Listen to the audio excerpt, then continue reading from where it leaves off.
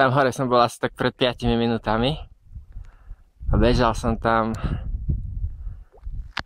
toto celé vlastne sprava doľava. Teraz idem naspäť, ako som bežal. Tu je nejaká priehrada a tento hrebeník si šupol. Samozrejme tie dva strové kopce to som dal krokom, samozrejme to som nedal behom. Čiže tam hore pred 5 minútami, teraz som tu a teraz idem ešte dole, tu je asfaltka dole, tam je Bláno Festinových a stáde takou fajnou polnou, potom lesnou cestičkou dole, tam som odparkoval auto.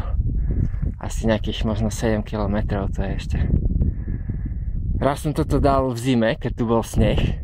A vtedy už som si vraval, že toto sa bude dať bežať. A fajne. Zase dobré nové miesto. Po asi 4 lenivých dňoch bez behu toto celkom dobre padlo. No ešte naspäť, ale myslím, že to už by mohla byť pohodička, ak nezačne pršať. Dneska normálne aj dlhý rukáv som musel šupnúť.